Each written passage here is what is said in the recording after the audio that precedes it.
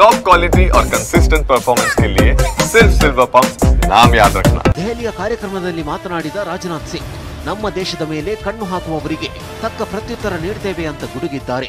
साथियों, एक रक्षा मंत्री के रूप में मेरा दायित्व है कि मैं अपने सैनिकों के साथ मिलकर देश की सीमाओं की सुरक्षा सुनिश्चित करूं और मेरा यह दायित्व है कि अपनी सेना के साथ मिलकर देश के ऊपर आंख उठाने वालों को मुंहतोड़ जवाब दूं। ನಿಮಗೆಲ್ಲರಿಗೂ ನರೇಂದ್ರ ಮೋದಿ ಅವರ ಬಗ್ಗೆ ತಿಳಿದಿದೆ, ಅವರ ಕಾರ್ಯಶೈಲಿ ಕೂಡ ಚೆನ್ನಾಗಿ ತಿಳಿದಿದೆ।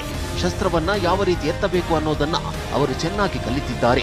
ಮೋದಿ ಅವರ ನೇತೃತ್ವದಲ್ಲಿ ನಾವು ನೀವು ಯಾವ ರೀತಿ ಯೋಚಿಸುತ್ತೇವೋ ಅದೇ ರೀತಿ ಆगे ಆಗುತ್ತೆ ಅಂತ ರಾಜನಾಥ್ ಸಿಂಗ್ ಗುಡುಗಿದ್ದಾರೆ। और आप सभी हमारे प्रधानमंत्री नरेंद्र मोदी जी को अच्छी तरह जानते हैं, उनकी कार्यशैली से भी अच्छी तरह परिचित हैं, उनकी दृढ़ता से भी अच्छी तरह परिचित है। जोखिम उठाने का भाव किस तरीके से उन्होंने सीखा है अपने जिंदगी में, उससे भी आप अच्छी तरह समझते हैं। मैं आपको आश्वस्त करना चाहता हूं कि प्रधानमंत्री मोदी जी के नेतृत्व में जैसा आप चाहते हैं वैसा होकर रहे हैं। ಭಾರತ ಕೊಡ್ತಾ ಇರುವ ಒಂದೊಂದು ಆಘಾತಕ್ಕೂ ಸಹಿಸಲಾಗದೆ ನರಳಾಡ್ತಾ ಇರುವ ಪಾಕಿಸ್ತಾನ ಇದೀಗ ಭಾರತದ ಹಡಗುಗಳು ಪಾಕಿಸ್ತಾನದ ಬಂದರುಗಳಿಗೆ ಬಾರದಂತೆ ನಿರ್ಬಂಧ ಹೇರಿದೆ। ಭಾರತದ ಹಡಗುಗಳ ಪ್ರವೇಶ ಬ್ಯಾನ್ ಮಾಡಿದ ಪಾಕ್ ಸರಕು ಸಾಗಾಣಿಕೆ, ಪ್ರಯಾಣಿಕರ ಹಡಗು ಎಲ್ಲದಕ್ಕೂ ನಿರ್ಬಂಧ ಹೇರಿದೆ। ಶನಿವಾರ ಪಾಕಿಸ್ತಾನದ ಹಡಗುಗಳಿಗೆ ಬಂದರು ಬಂದ್ ಮಾಡಿ ಭಾರತ ಏಟು ನೀಡಿತ್ತು। ಪಾಕ್ನ ಯಾವುದೇ ಹಡಗುಗಳು ಭಾರತದ ಬಂದರಿಗೆ ಬರದಂತೆ ನಿಷೇಧ ಹೇರಿತ್ತು। ಇದಕ್ಕೆ ಪ್ರತೀಕಾರವಾಗಿ ಪಾಕಿಸ್ತಾನದಿಂದಲೂ ಬಂದರುಗಳು ಬಂದ್ ಮಾಡಲಾಗಿದೆ। ಇದರಿಂದ ಭಾರತ ಪಾಕ್ ನಡುವಿನ ಸಮುದ್ರ ಮಾರ್ಗದ ವ್ಯಾಪಾರ ಸ್ಥಗಿತವಾಗಲಿದೆ। ಭಾರತ ಪಾಕ್ ನಡುವೆ ಸರಕು ಸಾಮಗ್ರಿಗಳ ಆಮದು ರಫ್ತು ಪ್ರಕ್ರಿಯೆ ಸಂಪೂರ್ಣ ಬಂದ್ ಆಗಲಿದೆ। ಮತ್ತೊಂದು ಕಡೆ ಪಾಕ್ ಜೊತೆಗಿನ ಎಲ್ಲಾ ರೀತಿಯ ಅಂಚೆ ಸೇವೆ ಸ್ಥಗಿತಗೊಳಿಸಿದ ಭಾರತ ಪಾಕಿಸ್ತಾನದ ಇಮೇಲ್ ಸೇವೆಗಳನ್ನು ಬ್ಯಾನ್ ಮಾಡಿ ಚಾಟಿ ಏಟು ನೀಡಿದೆ। ಭಾರತದ ವಿರುದ್ಧ ಪರಮಾಣು ಅಸ್ತ್ರವನ್ನೇ ಪ್ರಯೋಗಿಸಿಬಿಡ್ತೀವಿ ಅಂತಿರೋ ಪಾಕಿಸ್ತಾನದ ಮತ್ತೊಂದು ಮುಖ ಬಯಲಾಗಿದೆ। ಒಂದು ವೇಳೆ ಭಾರತ ಮತ್ತು ಪಾಕಿಸ್ತಾನದ ನಡುವೆ ಈಗ ಯುದ್ಧ ಆದರೆ ಏನು ಮಾಡುತ್ತೀರಿ ಅಂತ ಪಾಕಿಸ್ತಾನದ ಪತ್ರಕರ್ತ ಪಾಕಿಸ್ತಾನದ ಸಂಸದ ಶೇರ್ ಅಫ್ಜಲ್ ಖಾನ್ ಮರ್ವತ್ರನ್ನ ಪ್ರಶ್ನಿಸಿದ್ದಾರೆ। ಇದಕ್ಕೆ ಉತ್ತರಿಸಿದ ಸಂಸದ, ನಾನು ಇಂಗ್ಲೆಂಡ್ಗೆ ಹೋಗ್ಬಿಡ್ತೀನಿ ಅಂತ ಪುಕ್ಕಲುತನ ಪ್ರದರ್ಶಿಸಿದ್ದಾರೆ। ಇನ್ನು ಯುದ್ಧದ ವಿಚಾರವಾಗಿ ಪ್ರಧಾನಿ ಮೋದಿಯವರಿಗೆ ಏನು ಹೇಳ್ತೀರಿ ಅನ್ನೋ ಪ್ರಶ್ನೆಗೆ ಮೋದಿ ನಮ್ಮ ಚಿಕ್ಕಮ್ಮನ ಮಗ ಅಲ್ಲ ಎಂದಿದ್ದಾರೆ। और बतौर पाकिस्तानी अगर जंग बढ़ जाती है तो बंदूक लेकर बॉर्डर पर जाएंगे? नहीं, अगर जंग बढ़ जाती है तो मैं इंग्लैंड चला जाऊंगा। इन हालात में आप नहीं समझते कि मोदी को थोड़ा सा पीछे जाना चाहिए ताकि हालात नॉर्मल हों? मोदी मेरे खाला का बेटा है जो मेरे कहने से पीछे जाएगा। ಭಾರತದಲ್ಲಿದ್ದುಕೊಂಡು ಪಾಕಿಸ್ತಾನದ ಪರವಾಗಿ ಗೂಢಚರ್ಯೆ ನಡೆಸುತ್ತಿದ್ದ ಇಬ್ಬರನ್ನ ಬಂಧಿಸಲಾಗಿದೆ। ಪಂಜಾಬ್ನ ಅಮೃತಸರದಲ್ಲಿ ಪೊಲೀಸರು ಇಬ್ಬರನ್ನ ಬಂಧಿಸಿ ವಿಚಾರಣೆ ನಡೆಸಿದ್ದಾರೆ। ಫಲಕ್ ಶೇರ್ ಮಸೀರ್ ಮತ್ತು ಸೂರಜ್ ಮಸೀರ್ ಎನ್ನುವ ಇಬ್ಬರು ಆರೋಪಿಗಳು ಭಾರತ ಸೇನೆಯ ಸೂಕ್ಷ್ಮ ಮಾಹಿತಿಗಳನ್ನು ಪಾಕಿಸ್ತಾನಕ್ಕೆ ರವಾನಿಸುತ್ತಿದ್ದ ಆರೋಪವಿದೆ। ಪಂಜಾಬ್ನಲ್ಲಿರುವ ಭಾರತದ ವಾಯುಸೇನೆಯ ಸ್ಥಳಗಳ ಫೋಟೋಗಳು ಮತ್ತು ಕೆಲ ರಹಸ್ಯ ಮಾಹಿತಿಗಳನ್ನು ಪಾಕಿಸ್ತಾನಕ್ಕೆ ರವಾನಿಸುತ್ತಿದ್ದರು ಎನ್ನಲಾಗಿದೆ। ಜಮ್ಮುವಿನಿಂದ ಶ್ರೀನಗರಕ್ಕೆ ತೆರಳುತ್ತಿದ್ದ ವೇಳೆ ಬ್ಯಾಟರಿ ಚೆಸ್ಮಾ ಬಳಿ ಸೇನಾ ವಾಹನ 700 ಅಡಿ ಆಳದ ಕಂದಕಕ್ಕೆ ಉರುಳಿ 3 ಸೈನಿಕರು ಮೃತಪಟ್ಟಿದ್ದಾರೆ। ಬೆಳಗ್ಗೆ 11:30 ವೇಳೆ ಘಟನೆ ನಡೆದಿದ್ದು 3 ಸೈನಿಕರು ಸ್ಥಳದಲ್ಲೇ ಅಸುನೀಗಿದ್ದಾರೆ। ಸೇನೆ, ಪೊಲೀಸರು, ಎಸ್ಡಿಆರ್ಎಫ್ ಸ್ವಯಂ ಸೇವಕರು ಕೂಡಲೇ ಬಂದು ಉಳಿದವರ ರಕ್ಷಣಾ ಕಾರ್ಯಾಚರಣೆ ನಡೆಸಿದೆ। ವಿಮಾನ ನಿಲ್ದಾಣದ ಗೋಡೆಗೆ ಡಿಕ್ಕಿ ಹೊಡೆದು ಫ್ಲೈಯಿಂಗ್ ಅಕಾಡೆಮಿ ತರಬೇತಿ ವಿಮಾನವೊಂದು ಹಾನಿಗೊಳಗಾಗಿದೆ। ಉತ್ತರ ಪ್ರದೇಶದ ಅಲಿಗಢದ ಧನಿಪುರ ಬಳಿ ದುರ್ಘಟನೆ ನಡೆದಿದ್ದು ತರಬೇತಿ ನಿರತ ಪೈಲಟ್ ಸುರಕ್ಷಿತರಾಗಿದ್ದಾನೆ। ಟ್ರೈನಿ ಪೈಲಟ್ ಏಕಾಂಗಿ ಹಾರಾಟ ನಡೆಸುತ್ತಿದ್ದಾಗ ದುರ್ಘಟನೆ ಸಂಭವಿಸಿದೆ।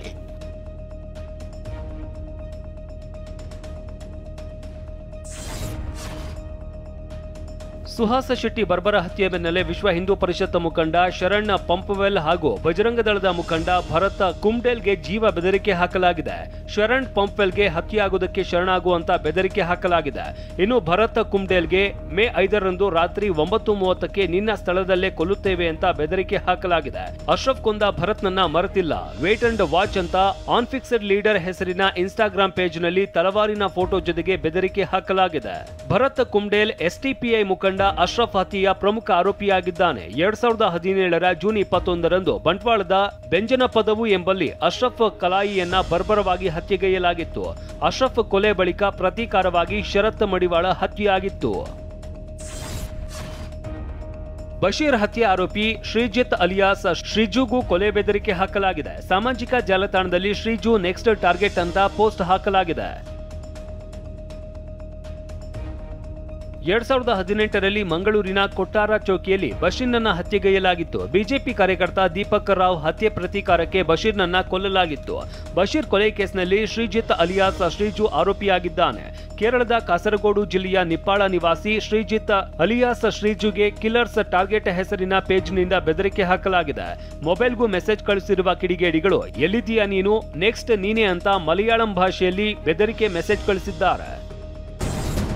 2022ರಲ್ಲಿ ಫಾಜಿಲ್ ಹತ್ಯೆಯಾಗಿತ್ತು.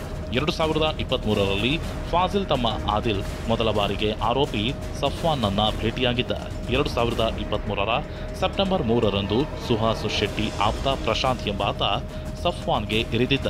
ಈ ವಿಷಯ ತಿಳಿದ ಆದಿಲ್ ತಾನಾಗಿಯೇ ಆಸ್ಪತ್ರೆಗೆ ಬಂದು ಸಫ್ವಾನ್ನನ್ನ ಭೇಟಿಯಾಗಿದ್ದ. ಈ ವೇಳೆ ಸಫ್ವಾನ್ ಟೀಮ್ನ ಮುಜಾಮಿಲ್ ಆದಿಲ್ನ ನಂಬರ್ ಪಡೆದಿದ್ದ. ಈ ನಡುವೆ ಸಫ್ವಾನ್ ಟೀಮ್ನಿಂದ ಸುಹಾಸ್ ಶೆಟ್ಟಿ ಹತ್ಯೆಗೆ ಸ್ಕೆಚ್ ಹಾಕಿದೆ. ಆಗ ಆದಿಲ್ ಬಳಿ ಹಣಕಾಸು ನೆರವು ಕೇಳುವ ಬಗ್ಗೆ ಮುಜಾಮಿಲ್ ಸಫ್ವಾನ್ಗೆ ಸಲಹೆ ನೀಡಿದ್ದಾನೆ. ಕಳೆದ ಜನವರಿಯಲ್ಲಿ ಮುಜಾಮಿಲ್ ನೇರವಾಗಿ ಆದಿಲ್ನನ್ನ ಭೇಟಿಯಾಗಿದ್ದ. ಈ ವೇಳೆ ಆದಿಲ್ 5 ಲಕ್ಷ ಹಣ ನೀಡೋದಾಗಿ ಭರವಸೆ ನೀಡಿದ್ದಾನೆ. ಕೆಲವೇ ದಿನಗಳಲ್ಲಿ ಆದಿಲ್ 3 ಲಕ್ಷ ಹಣವನ್ನ ಮುಜಾಮಿಲ್ಗೆ ನೀಡಿದ್ದಾನೆ. ಆದಿಲ್ನಿಂದ ಹಣ ಪಡೆದ ಸಫ್ವಾನ್ ಟೀಮ್ ಸುಹಾಸ್ ಹತ್ಯೆಗೆ ಪ್ರಾಥಮಿಕ ಯೋಜನೆ ಸಿದ್ಧಪಡಿಸಿದೆ. ಎಲ್ಲ ಪ್ಲಾನ್ ರೂಪಿಸಿ ಮಾರ್ಚ್ 31, 2025ರೊಳಗೆ ಹತ್ಯೆ ಪ್ಲಾನ್ ರೆಡಿ ಮಾಡಿದೆ. ಈ ಮಧ್ಯೆ ಆದಿಲ್ ಬಳಿ ಮತ್ತೆ 2 ಲಕ್ಷ ಹಣಕ್ಕೆ ಸಫ್ವಾನ್ ಟೀಮ್ ಬೇಡಿಕೆ ಇಟ್ಟಿದೆ. ಈ ವೇಳೆ ಸದ್ಯ ಹಣ ಇಲ್ಲ, ಕೆಲಸ ಆದ್ಮೇಲೆ ಕೊಡ್ತೇನೆ ಅಂತ ಆದಿಲ್ ಹೇಳಿದ್ದಾನೆ. ಬಿಜೆಪಿ ಶಾಸಕ ಹರೀಶ್ ಪೂಂಜಾ ವಿರುದ್ಧ ಉಪ್ಪಿನಂಗಡಿ ಪೊಲೀಸ್ ಠಾಣೆಯಲ್ಲಿ ಎಫ್ಐಆರ್ ದಾಖಲಾಗಿದೆ. ಶನಿವಾರ ತೆಕ್ಕಾರು ಗೋಪಾಲಕೃಷ್ಣ ದೇವಸ್ಥಾನದ ಬ್ರಹ್ಮ ಕಳಶೋತ್ಸವದಲ್ಲಿ ಕೋಮು ಪ್ರಚೋದನಕಾರಿ ಭಾಷಣ ಮಾಡಿದ್ದಾರೆ ಎಂದು ತೆಕ್ಕಾರು ನಿವಾಸಿ ಇಬ್ರಾಹಿಂ SB ಎಂಬುವರು ದೂರು ನೀಡಿದರು. ಮುಸ್ಲಿಂ ಧರ್ಮದ ವಿರುದ್ಧ ಅವಹೇಳನಕಾರಿ ಹಾಗೂ ಪ್ರಚೋದನಕಾರಿ ಭಾಷಣ ಮಾಡಿದ್ದಾರೆಂದು ಆರೋಪಿಸಿದರು. ಈ ಹಿನ್ನೆಲೆಯಲ್ಲಿ ಬಿಎನ್ಎಸ್ ಆಕ್ಟ್ 196, 352 ಕ್ಲಾಸ್ 2ರ ಅಡಿ ಪ್ರಕರಣ ದಾಖಲಿಸಲಾಗಿದೆ. ವಕ್ಫ್ ತಿದ್ದುಪಡಿ ಮಸೂದೆ ವಿರುದ್ಧ ಸಲ್ಲಿಕೆಯಾಗಿರೋ ಅರ್ಜಿಗಳ ಸಂಬಂಧ ಇವತ್ತು ಸುಪ್ರೀಂ ಕೋರ್ಟ್ ಮಧ್ಯಂತರ ಆದೇಶ ನೀಡೋ ಸಾಧ್ಯತೆ ಇದೆ. ಈ ಮಧ್ಯೆ ಇದೇ ಮೇ 13ರಂದು ಸಿಜಿಐ ಸಂಜೀವ್ ಖನ್ನಾ ನಿವೃತ್ತಿಯಾಗ್ತಿದ್ದು, ಹೀಗಾಗಿ ಇವತ್ತೇ ಏನಾದರೂ ನಿರ್ಧಾರ ಹೊರಬೀಳುತ್ತಾ ಅಂತ ಕುತೂಹಲ ಹೆಚ್ಚಾಗಿದೆ. ಸಿಇಟಿ ಬಳಿಕ ಇದೀಗ ನೀಟ್ ಪರೀಕ್ಷೆಯಲ್ಲೂ ಜನಿವಾರ ತೆಗೆಸಿರುವ ಘಟನೆ ಕಲಬುರಗಿಯ ಸೇಂಟ್ ಮೇರಿ ಕಾಲೇಜಿನಲ್ಲಿ ನಡೆದಿದೆ. ಪರೀಕ್ಷಾ ಕೇಂದ್ರದಲ್ಲಿ ಶ್ರೀಪಾದ್ ಪಾಟೀಲ್ ಅನ್ನೋರ ಜನಿವಾರವನ್ನ ಅಧಿಕಾರಿಗಳು ತೆಗೆಸಿ ನಂತರ ಪರೀಕ್ಷೆಗೆ ಕೂರಿಸಿದ್ದಾರೆ. ವಿಷಯ ತಿಳಿದು ಬ್ರಾಹ್ಮಣ ಸಮಾಜ ಪರೀಕ್ಷಾ ಕೇಂದ್ರದ ಎದುರೇ ಪ್ರತಿಭಟನೆ ನಡೆಸಿದ್ದಾರೆ. ಅಧಿಕಾರಿಯನ್ನ ಅಮಾನತು ಮಾಡುವಂತೆ ಆಗ್ರಹಿಸಿದ್ದಾರೆ.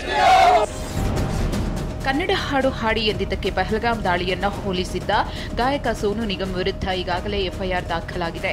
ವಿವಾದ ಹೆಚ್ಚಾಗ್ತಾ ಇದ್ದಂತೆ ವಿಡಿಯೋ ಮೂಲಕ ಸೋನು ತಮ್ಮನ್ನ ಸಮರ್ಥಿಸಿಕೊಂಡಿದ್ದು, 4-5 ವಿದ್ಯಾರ್ಥಿಗಳು ತಮಗೆ ಕನ್ನಡ ಹಾಡು ಹಾಡುವಂತೆ ಬೆದರಿಕೆ ಒಡ್ಡಿದ್ರು ಎಂದಿದ್ದಾರೆ. ಕರವೇ ದೂರಿನ ಮೇರೆಗೆ ಗಾಯಕ ಸೋನು ನಿಗಮ್ ವಿರುದ್ಧ ಎಫ್ಐಆರ್ ದಾಖಲಾದ ಹಿನ್ನೆಲೆ ಸೋನುಗೆ ನೋಟಿಸ್ ನೀಡಲು ಆವಲಹಳ್ಳಿ ಪೊಲೀಸರು ಸಿದ್ಧತೆ ನಡೆಸಿದ್ದಾರೆ. ಇಮೇಲ್ ರಿಜಿಸ್ಟರ್ ಪೋಸ್ಟ್ ಮೂಲಕ ನೋಟಿಸ್ ನೀಡಲು ಸಿದ್ಧತೆ ನಡೆಸಿದ್ದಾರೆ. ಇತ್ತ ಸೋನು ನಿಗಮ್ಗೆ ಇನ್ಮೇಲೆ ಕನ್ನಡದಲ್ಲಿ ಅವಕಾಶ ನೀಡಬಾರದು ಅಂತ ಕನ್ನಡಪರ ಹೋರಾಟಗಾರ ವಾಟಾಳ್ ನಾಗರಾಜ್ ಆಗ್ರಹಿಸಿದ್ದಾರೆ. ತಮಿಳುನಾಡಿನಲ್ಲಿ ಮುಂಗಾರು ಪೂರ್ವ ಮಳೆಯ ಅಬ್ಬರ ಜೋರಾಗಿದೆ. ಚೆನ್ನೈನ ಪೊನ್ನಮಲ್ಲಿಯಲ್ಲಿ ಸುರಿದ ಭಾರೀ ಮಳೆ ಗಾಳಿಗೆ ಸಿನಿಮಾ ಮಂದಿರದ ಮೇಲ್ಛಾವಣಿ ಕುಸಿದು ಬಿದ್ದಿದೆ. ಅದೃಷ್ಟವಶಾತ್ ಈ ದುರ್ಘಟನೆಯಲ್ಲಿ ಯಾವುದೇ ಸಾವು ನೋವು ಸಂಭವಿಸಿಲ್ಲ. ಆದರೆ ಚಿತ್ರಮಂದಿರದ ಬಹುತೇಕ ಮೇಲ್ಛಾವಣಿಗೆ ಹಾನಿಯಾಗಿದೆ.